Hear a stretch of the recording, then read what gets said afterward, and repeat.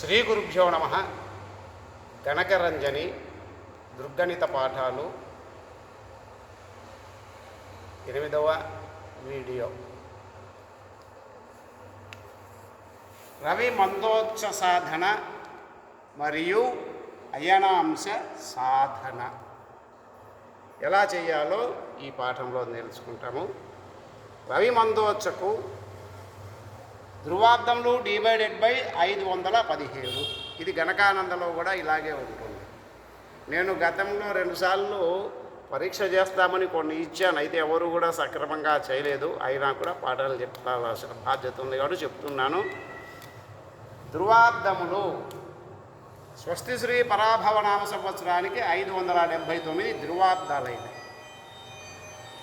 517తో ఈ ధ్రువాబ్దములను భాగహారము చేయగా ఒక లబ్ధం ఒకటి వచ్చింది, అది లిప్తలు అవుతాయి. శేషము ఇంటూ 60. దీన్ని మరియు కూడా భాగహార సంఖ్యతో భాగ్యంతో చేయగా 7 విలిప్తలు వస్తాయి. వీటిని మందోచ్చ పూర్వధ్రువాలు 2 రాసుల 17 భాగాల 16 లిప్తల 36 విలిప్తలు.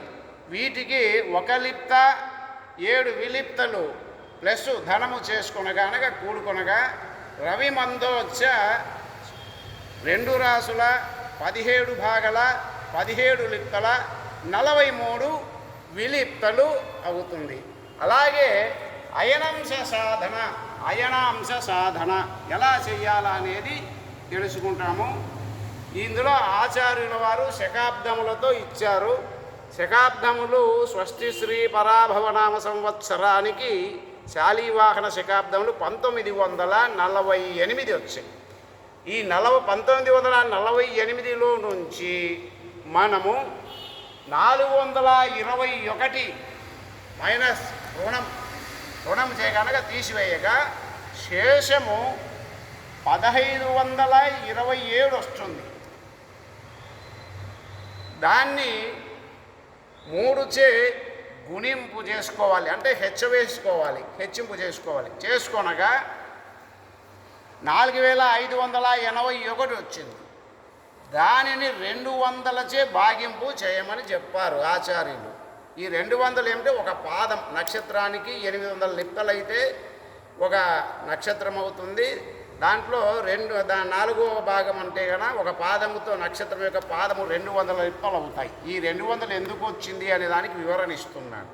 దానితో చేయగా ఈ 200లతో భాగహారం చేయగా ఇక్కడ లబ్ధము భాగలు అవుతాయి. ఇక్కడ 22 వచ్చింది భాగలు. శేషము ఇంటూ 60 180. 4581లో 4400 పోగా 180 ఉంటుంది. శేషము ఇంటూ 60 చేసుకొనగా 10,860 వస్తుంది. దాన్ని మళ్ళీ /200తో చేయగా 54 లబ్ధం వస్తుంది. ఇవి విలిప్తలు అవుతాయి. మరియు శేషం 10,800 పోగా శేషం 60 ఉంటుంది. 60 ఇంటూ 60 చేస్తే 6×36 3600 వస్తుంది. మరియు కూడా 200లతో భాగహారం చేయగా 18 వస్తుంది. ఈ 18 విలిప్తలు అవుతాయి. స్వస్తి శ్రీ పరాభవనామ సంవత్సర చైత్రమాస అయనాంశ. ఈ చైత్రమాసానికి అయనాంశలు భాగాలు 22, లిప్తలు 54, విలిప్తలు 18. ఇవి స్వస్తి శ్రీ పరాభవనామ సంవత్సర చైత్రమాస అయనాంశలు. మరియు కూడా వైశాఖ మాసానికి ఎలా చేసుకోవాలి అంటే లిప్త విలిప్తల తర్వాత పరళ్ళు ఉంటాయి. కాబట్టి ఆ పరళ్ళు వాటన్నిటినీ కూడా అంటే ఎలా చేసుకోవాలి అంటే విలిప్తల్లో 4, పరల్లో 30 ప్లస్ చేసుకుంటే వైశాఖ మాసానికి కదా. ఇలా ప్రతి నెలకు 4 విలిప్తల 30 పరలు కలుపుకుంటూ వస్తే ఆయా మాసాలకు కూడా చేసుకోవచ్చు. స్వస్తి. మీ ఇంద్రకంటి ప్రసాద్ శర్మ సిద్ధాంతి. జై సనాతన ధర్మ. నమస్కారం.